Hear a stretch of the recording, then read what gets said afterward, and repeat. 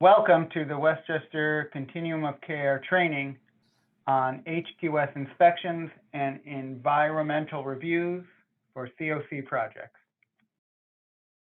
We will cover housing quality standards, background, regulations, and common mistakes, and also how to make environmental review requests.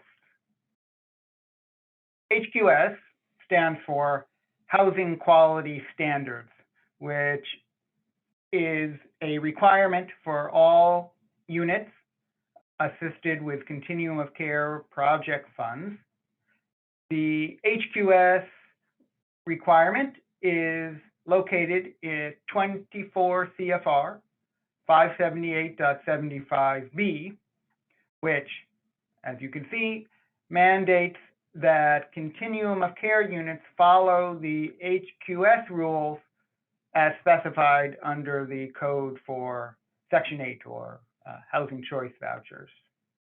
HQS inspections are required before lease-up and then at least every 365 days as long as the project participant resides in that unit. When should an HQS inspection be done? An initial inspection should be performed before the participant moves into the unit and the HUD subsidy begins. And then an annual inspection must be performed at least every 365 days since the prior inspection, as long as a participant dwells in the unit. A reinspection, as we'll discuss shortly, is performed if either an initial or an annual inspection includes items that cause the unit to fail the inspection. The reinspection is performed to determine if those items have been repaired to meet HUD standards. Now, finally, a complaint HQS inspection is performed when the client indicates that there is something wrong with the unit and wants an inspection performed in order to trigger needed repairs.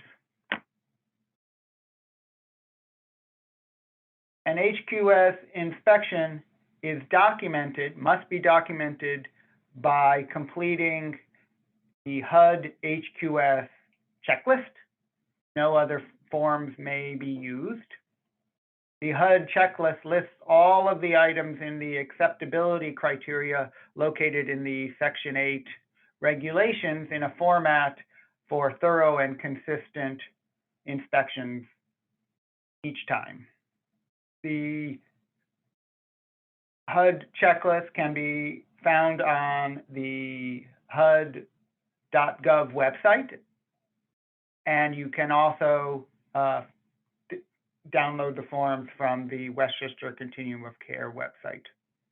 The HUD form is 52580.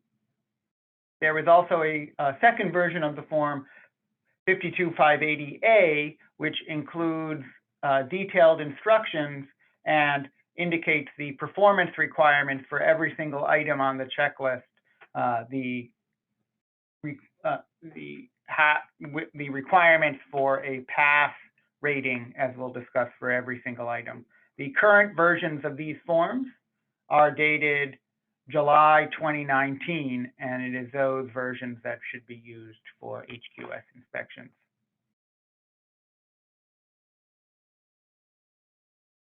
The 52580 checklist form includes several dozen items. Several of them are indicated here on this form, in items that are part of the kitchen inspection. Every single item must be rated during the HQS inspection. No item may be left blank. And every item must be rated either pass or fail. A pass rating can be indicated if the item meets HUD's acceptability criteria. And if those criteria are not met, that item should be coded as failing. A minority of items can also be rated as inconclusive. As I said, there are only a few items that offer inconclusive, and those are mostly items that it may be possible not to test during a given visit.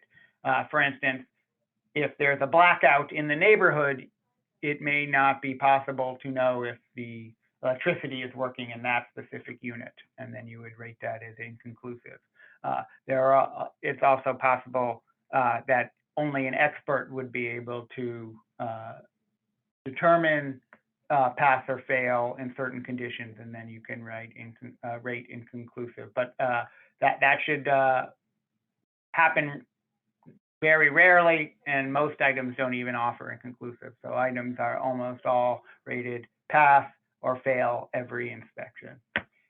If an item is given a fail code or inconclusive, there is space on the checklist to indicate what the problem is. As shown in this illustration, a fail rating was given to the oven, and that is because the oven door is detached so that the oven can't be used.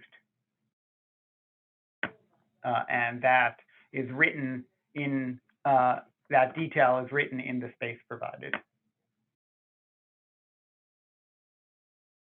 Each item, as we've discussed, is given a rating of pass or fail, and in aggregate, that allows the caseworker or inspector completing the checklist to give a rating to the entire inspection, the HQS inspection result.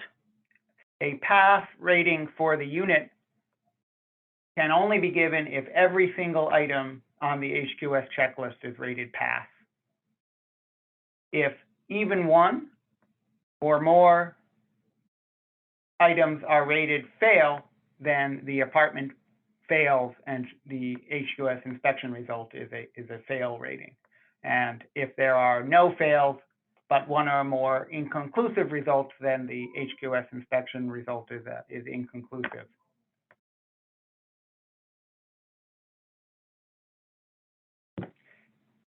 Where one or more items are given a fail rating, HUD mandates time standards for the repairs to be made. A landlord must make repairs for non-emergency items within 30 days from the date of the inspection. And as we'll discuss, 24 hours are provided to make emergency repairs. A reinspection is required to determine that the failed items have been repaired.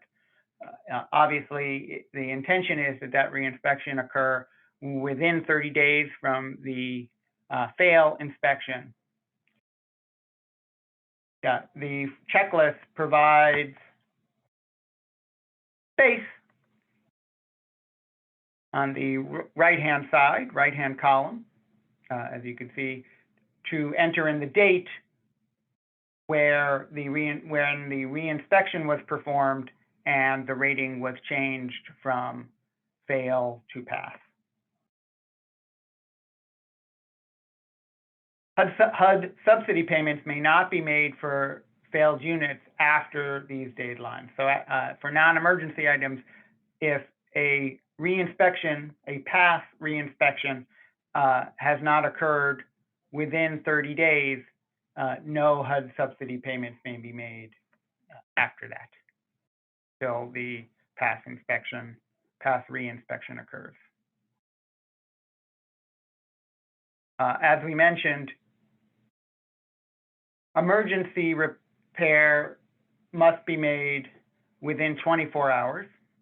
Emergency repairs are failed items which threaten the health and safety of residents, including all of the issues listed here, sewage backup, there's no electricity, if the smoke detector is not working, if there's a problem with the electrical outlets or circuit breakers or junction boxes, if the gas stove pilot is not lighting, if there's no heat and the temperature is below 40 degrees Fahrenheit, if the apartment is flooded, or if there are broken doors or windows, or any other issue that could threaten the safety of the residents.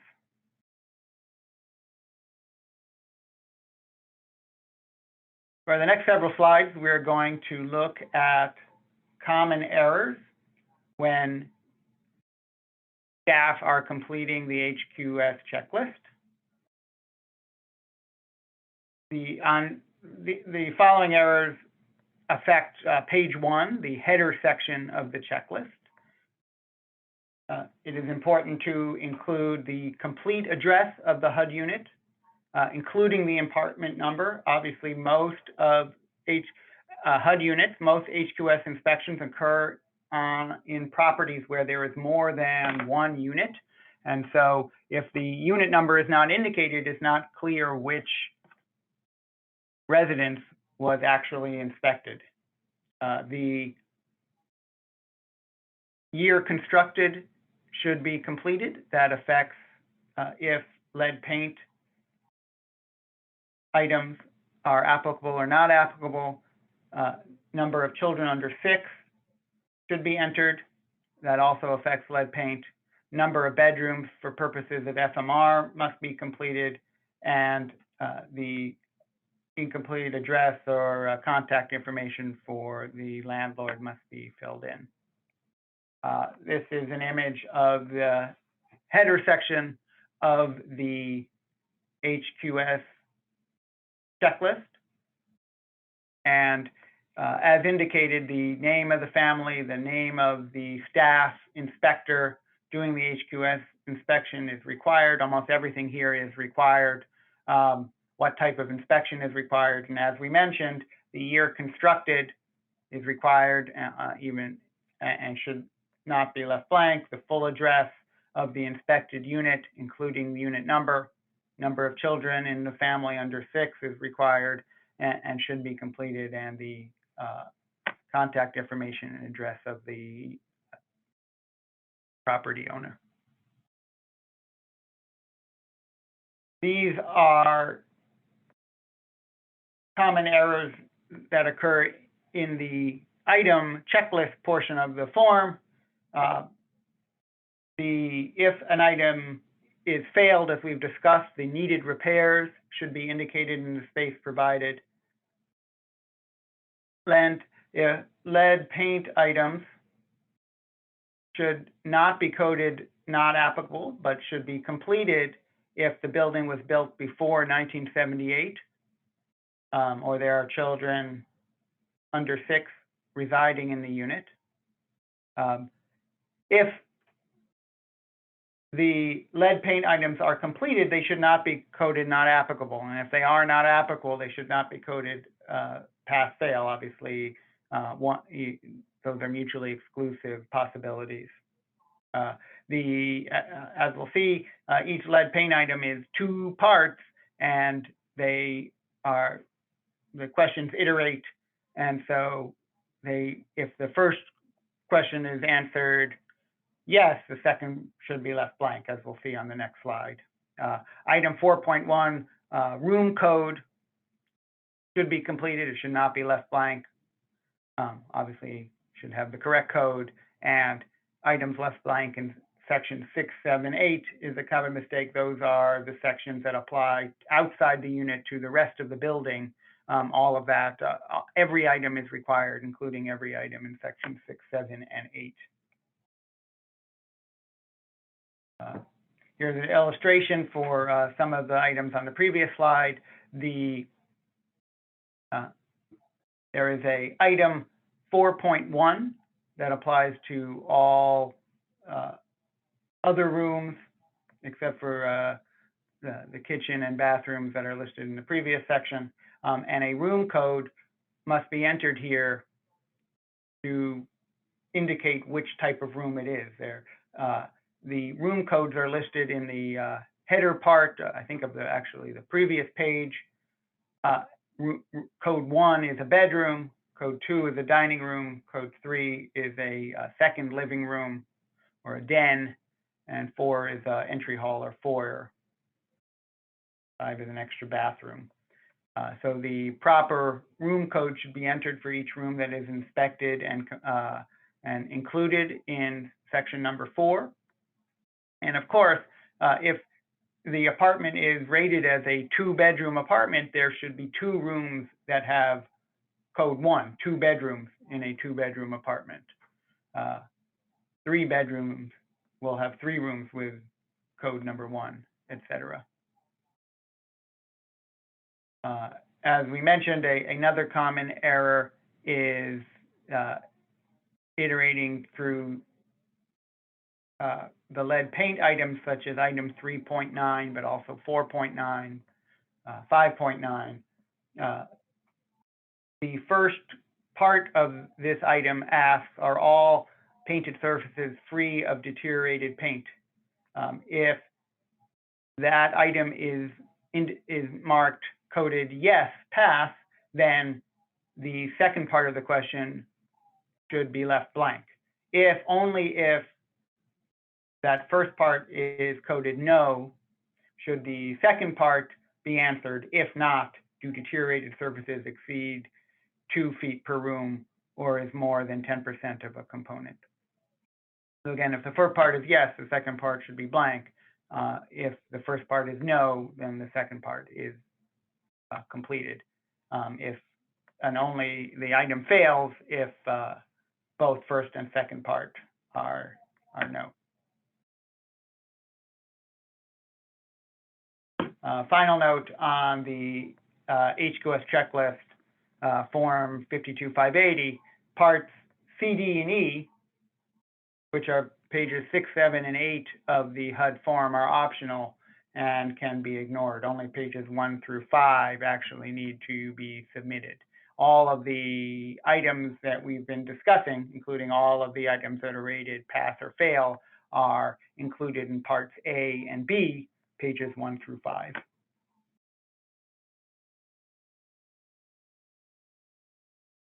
Environmental reviews are required for each building with a continuum of care subsidized housing unit in Westchester County.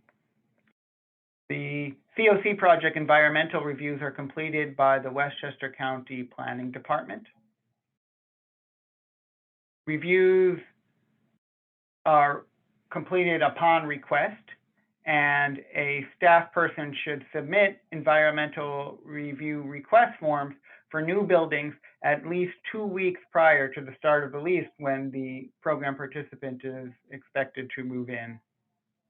We used to say 1 week, but the process has been much slower than before because HUD now requires the county executive signature on each review, not someone, even the commissioner of the planning department is not allowed to sign these forms. The actual county executive must personally sign these forms. So that takes, that has added days, sometimes a week or two, to the process of getting these environmental reviews completed. So please do keep that in mind.